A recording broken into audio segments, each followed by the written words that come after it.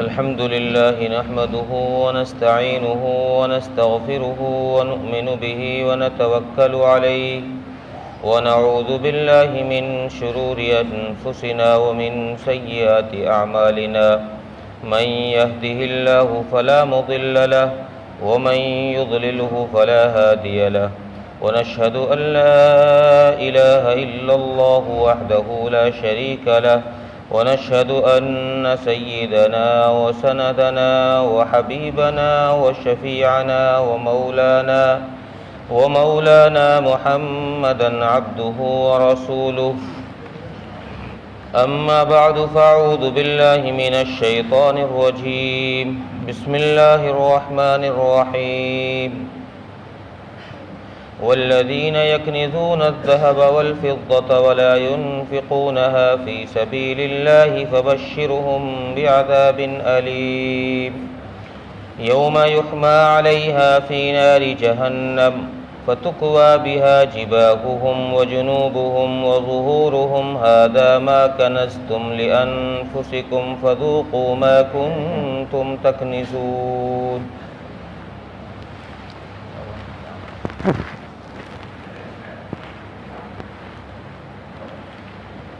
قال النبي صلى الله عليه وسلم بني الإسلام على خمس شهادة أن لا إله إلا الله إقام الصلاة وإيتاء الزكاة وصوم رمضان وحج البيت أو كما قال عليه الصلاة والسلام.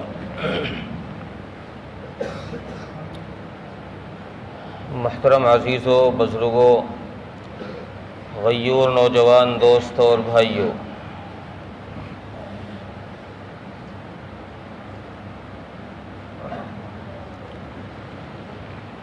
اللہ تبارک و تعالی نے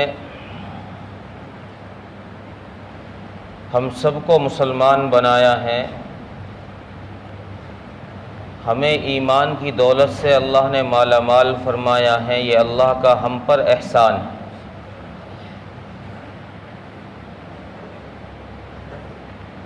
جس ایمان کی، جس اسلام کی دولت سے ہم سب کو مالا مال فرمایا ہے، اس اسلام کی بنیاد رب کریم نے 5 چیزیں بتلائی. کسی چیز کی بھی ایک بنیاد ہوتی ہے جس پر اس چیز کی عمارت کھڑی ہوتی. اس عمارت کو قائم کرنے کے لیے جو چیز زمین میں ملائی جاتی ہے، مٹی میں دفن کی جاتی ہے، جس پر اس چیز کو تعمیر کیا جاتا ہے، اس کو بنیاد کہتے ہیں. تو اسلام نے اپنی بنیاد کے لیے 5 چیزیں بتلائی جن پر اسلام کو کھڑا کیا جائے گا. ان بنیادوں کو تو چونکہ بنیاد جو ہوتی ہے وہ ہمیشہ زمین میں دفن ہو جاتی ہے، وہ دکھائی نہیں دیتی. دکھائی دیتی ہے وہ چیز جو زمین سے اوپر ہوتی ہے، جس کو بلڈنگ کہتے ہیں. اب یہ خوبصورت بلڈنگ کھڑی کس چیز پر ہے وہ دکھائی نہیں دے رہی ہے، حالانکہ اصل وہی چیز ہے. اصل وہی چیز ہے. اگر اس کو ختم کر دیا جائے، نیچے سے اس بنیاد کو ہٹا دیا جائے، تو یہ اس بلڈنگ کا ڈھانچہ جو نظر آ رہا ہے یہ ختم ہو جائے گا. تو اللہ تبارک و تعالی نے اسلام کی بنیاد 5 چیزیں بتلائی. شہادت اللہ الہ الا اللہ. پہلی چیز ہے کہ آدمی مسلمان ہوگا تو اس بات کی گواہی دے. وہ مسلمان اس وقت کہلائے گا جب وہ اللہ کے ایک ہونے کی گواہی دے گا، محمد صلی اللہ علیہ وسلم کو اس کا رسول اور آخری رسول مانے گا، تب مسلمان ہوگا. دوسری بنیاد اقام الصلاۃ، نماز کو قائم کرو. تیسری بنیاد بتلائی زکوٰۃ دو. قرآن کریم نے جہاں اکثر مقامات پر جہاں نماز کا ذکر فرمایا ہے وہاں زکوٰۃ کا ذکر فرمایا ہے.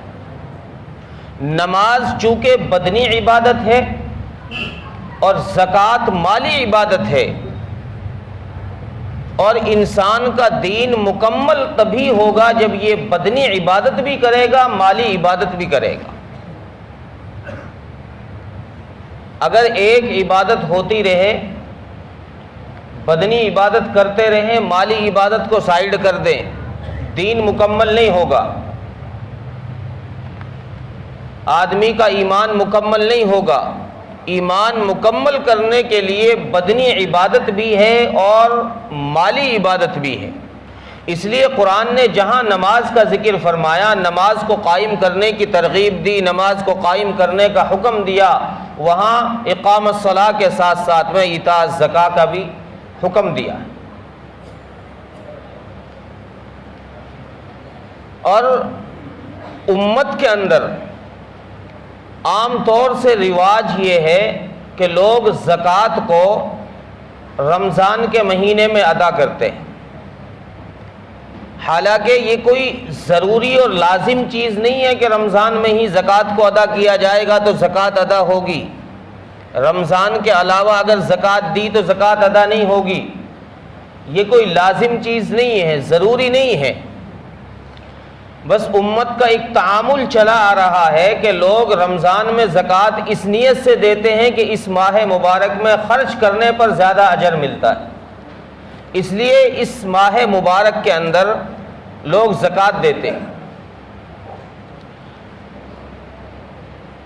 لیکن اس زکوٰۃ والی عبادت کو، چونکہ یہ بھی ایک بنیاد ہے، جیسے نماز پڑھنا بنیاد ہے ویسے ہی زکوٰۃ دینا بنیاد ہے۔ نمازی آپ کو بہت مل جائیں گے، 4-5%، 6% تو ہوں گے ہی نمازی،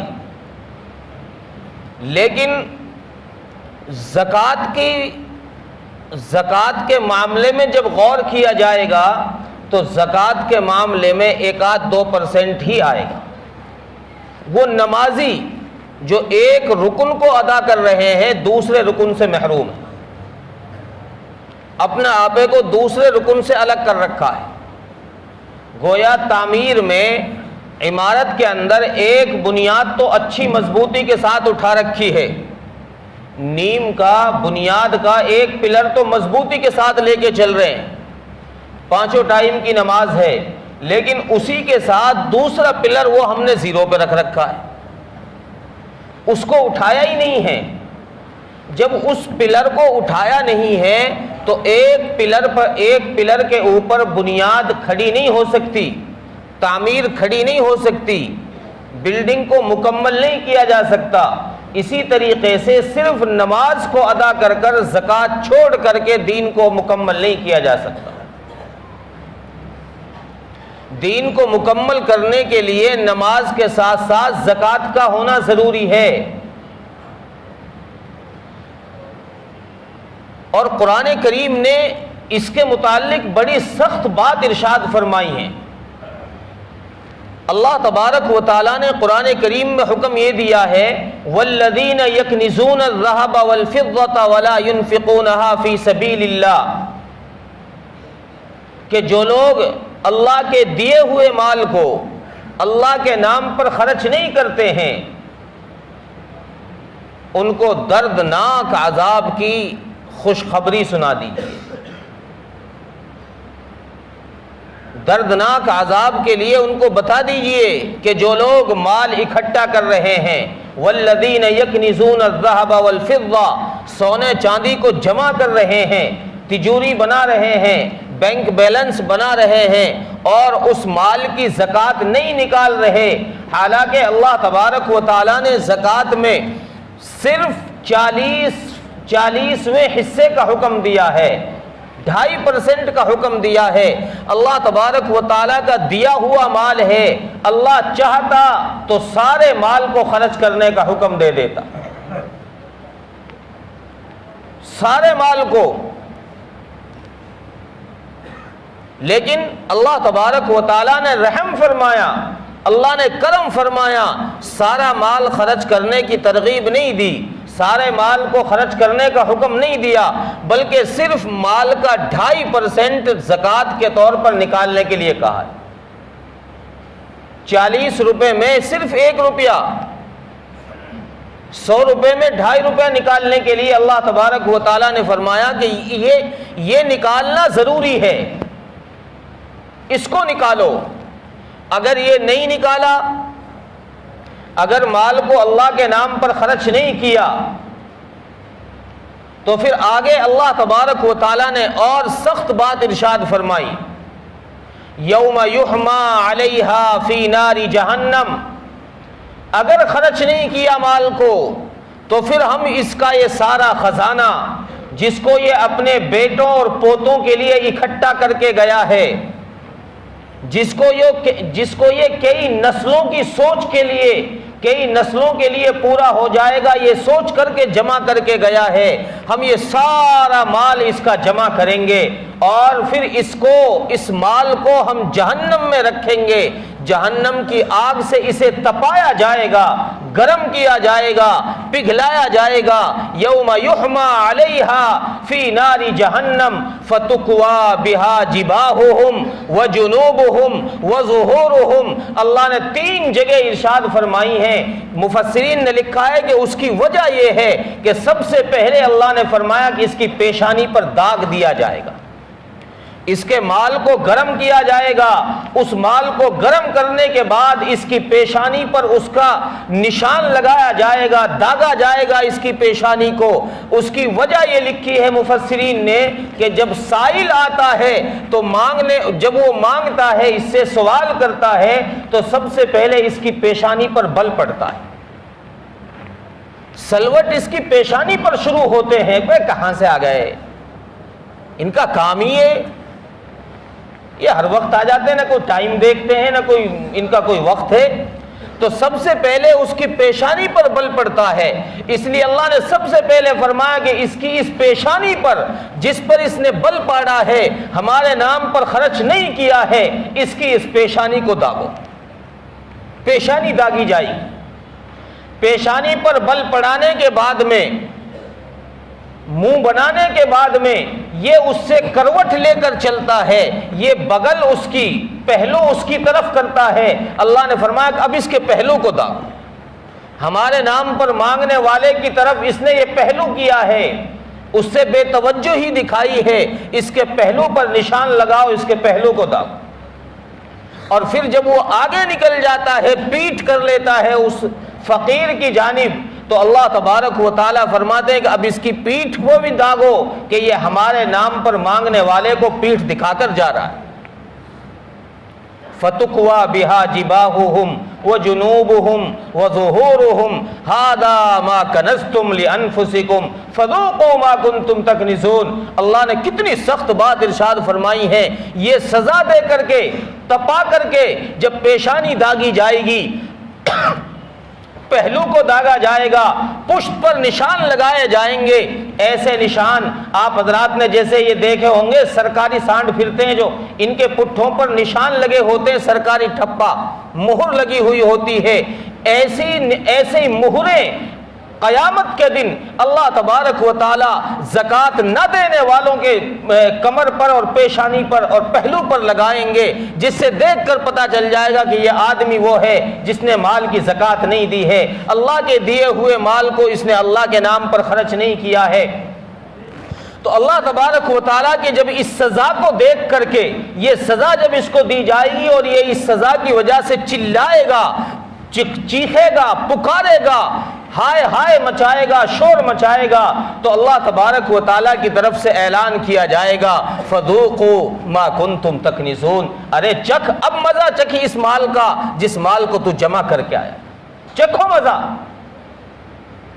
اس مال کا مزہ چکھایا جائے گا کہ جس کو تو گن گن کر کے جمع کر کر آیا ہے، جو تو نے دوسروں کا حق دبا کر کے تو نے اکٹھا کیا ہے، جس کو تو سود اور بیاج اور ہر قسم کے حرام ذرائع سے اکٹھا کر کے جمع کر کے آیا ہے، اس سب مال کے جمع کرنے کا آج مزہ چکھ لے، کیا مزہ ہے۔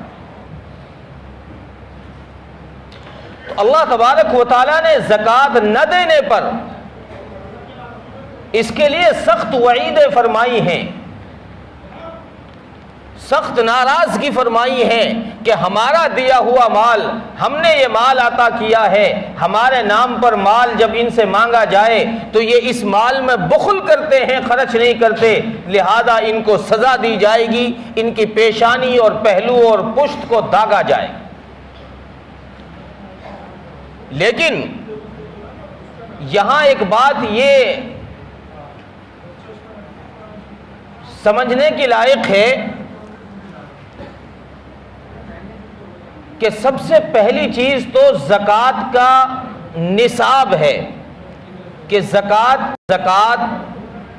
کس مال پر ہے۔ تو شریعت نے احادیث میں 4 چیزیں بتائی گئی ہیں۔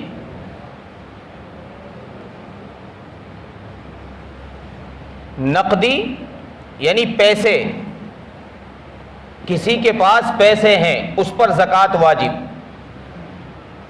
یا سونا دوسرے نمبر پر، تیسرے نمبر پر چاندی، چوتھے نمبر پر مال تجارت، تجارت کا جو مال ہے اس پر بھی زکوٰۃ فرض ہے۔ اب یہ ہوگی زکوٰۃ کتنے نصاب پر فرض، یہ بھی ایک بات سمجھنے کی ہے۔ کتنا نصاب ہو، کتنے پیسے ہوں، کتنی چاندی ہو، کتنا سونا ہو، اس کتنے پر واجب ہوگی، فرض ہوگی زکوٰۃ۔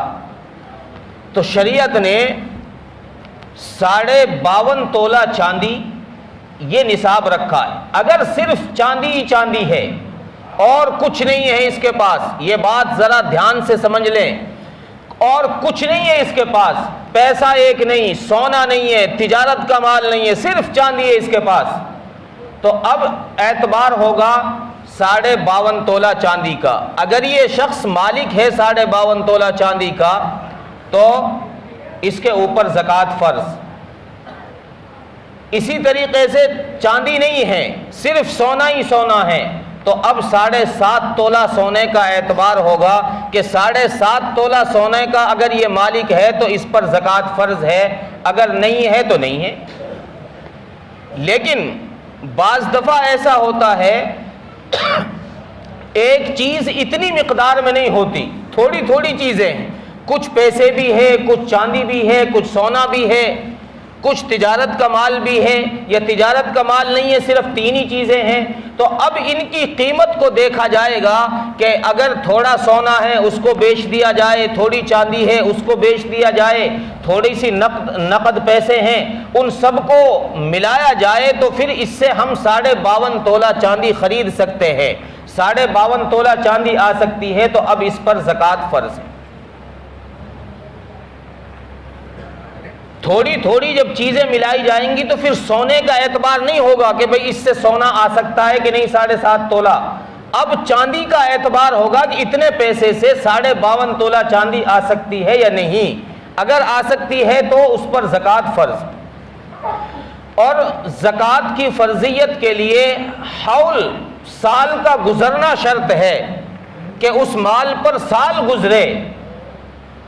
اب سال گزرنے میں فقہا نے لکھا ہے کہ ایک تاریخ، چاند کی تاریخ، جب آدمی صاحب نصاب ہو تو ایک چاند کی تاریخ کا اپنے پاس لکھ کے رکھ لے کہ میں اس تاریخ میں زکوٰۃ کا مالک ہوا ہوں۔ مثلا 5 رمضان میں میرے پاس 1 لاکھ روپے، اب پورا سال اس پر گھومے گا، سال میں کتنے اس کے پاس آئے، کم ہوئے یا زیادہ ہوئے، نہیں ہوئے، 5ویں رمضان کو اگلے سال دیکھا جائے گا کہ یہ آدمی کتنے روپے کا مالک ہے، کتنے روپے کا مالک ہے۔ اگر وہ شخص اگلے رمضان میں 2 لاکھ کا مالک ہے تو 2 لاکھ کی زکوٰۃ، 1 لاکھ کا مالک ہے 1 لاکھ کی زکوٰۃ، 10 لاکھ کا مالک ہے 10 لاکھ کی زکوٰۃ۔ اور اسی طریقے سے ان مستورات پر بھی زکوٰۃ فرض ہے جن مستورات کے پاس زیورات ہیں، سونا چاندی کے زیورات، ان کے اوپر بھی زکوٰۃ فرض ہے، وہ بھی اپنے مال کی زکوٰۃ نکالیں۔ شریعت نے زکوٰۃ سب پر فرض کی ہے۔ سونے چاندی کا زیور خواہ مرد کے پاس ہو، حالانکہ مرد کو پہننا حرام ہے سونے کا زیور، چاندی کا بھی 4.5 ماشا کے قریب ایک اجازت دی ہے شریعت نے، وہ بھی کوئی مستحب نہیں ہے، اجازت ہے، پہن سکتا ہے۔ لیکن بہت سارے لوگ شوقین ہیں جنہوں نے بہت ساروں کی شادیوں میں انگوٹھی دی جاتی ہیں سونے کی، وہ اگر رکھی ہوئی ہے تو اس پر بھی زکوٰۃ فرض ہے۔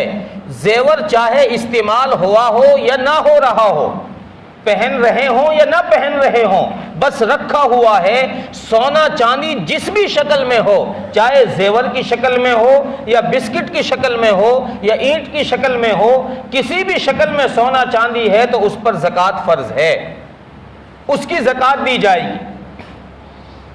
اب زکوٰۃ یہ تو ہو گیا نصاب زکوٰۃ کا کہ سال میں زکوٰۃ دی جائے گی، اور زکوٰۃ 2.5% دی جاتی ہے، 40واں حصہ، وہ حساب لگا لے۔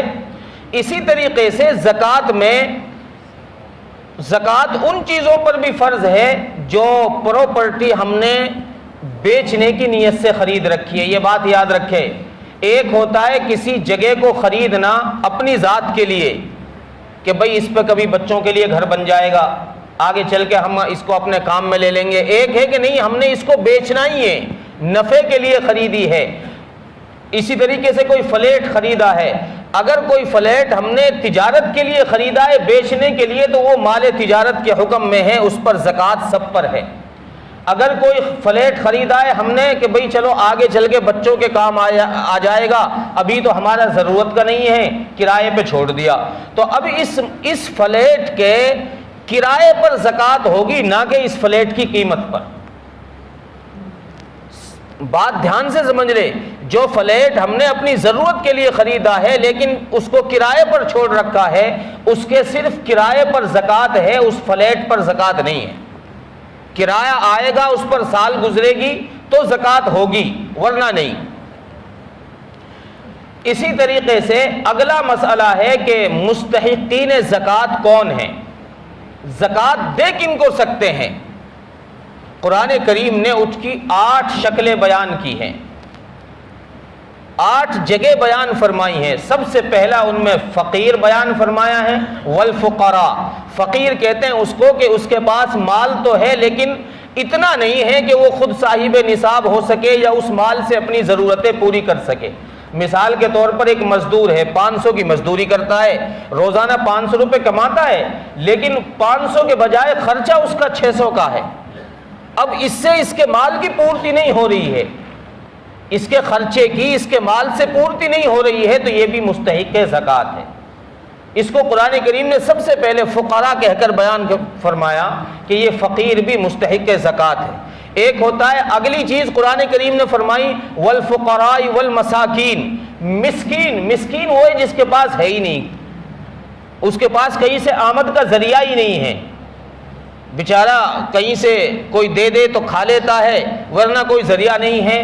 عام طور سے یہ ذمہ داری زکوٰۃ دینے والے کی ہے کہ وہ تحقیق کرے میں زکوٰۃ جہاں دے رہا ہوں یہ مستحق ہے نہیں۔ صرف مانگنے والوں پر اعتبار کرنا یہ کوئی عقل مندی نہیں ہے کہ کوئی بھی مانگنے والا آیا اٹھا کے ہم نے زکوٰۃ دے دی، یہ عقل مندی نہیں ہے۔ چونکہ آج کے دور میں لوگوں نے مانگنے کو بھی فیشن بنا لیا ہے، لکھ پتی لوگ کٹورا لے کے گھوم رہے ہیں گلیوں میں، لکھ پتی لوگ کٹورا لے کر کے گھوم رہے ہیں، اور رمضان میں خاص طور سے یہ فراڈ ہو رہا ہے۔ اس لیے جو لوگ زکوٰۃ دے رہے ہیں ان کی ذمہ داری ہے کہ وہ تحقیق کر کے مستحقوں تک زکوٰۃ کو پہنچائیں، اور سب سے پہلے اپنے قریبیوں میں تلاش کرو، اپنے رشتہ داروں میں۔ رشتہ داروں میں صرف یہ دیکھ لو کہ کوئی اصول میں نہ ہو اور فروع میں نہ ہو، بس اس چیز کا خیال کرو۔ زکوٰۃ ان لوگوں کو نہیں دی جائے گی جو اصول میں ہوں گے، یعنی جیسے باپ، دادا، پردادا، اس نسل میں جو ہوں گے ان میں سے کسی کو زکوٰۃ نہیں دی جائے گی۔ اسی طریقے سے فروع میں سے نہ ہو، پوتا، نواسا، پڑپوتا، یہ فروع میں سے ہیں، ان میں بھی کسی کو زکوٰۃ نہیں دی جائے گی۔ اس کے علاوہ جس کو چاہے آپ زکوٰۃ دے سکتے ہیں، سید کو نہیں دی جائے گی۔ آپ جیسے بھائی بہن ہیں، بھائی محتاج ہے، بہن کے پاس اللہ نے وسعت دے رکھی ہے، مدد کر دیں، اور اپنا کوئی قریبی ہے ان کی مدد کر دے، تو اپنے مستحق خود تلاش کریں، جو حضرات اللہ نے جن کو مال دے رکھا ہے جو زکوٰۃ دینے کے مستحق ہیں۔ اللہ تبارک و تعالی عمل کی توفیق عطا فرمائے۔ وآخر دعوانا الحمدللہ رب العالمین۔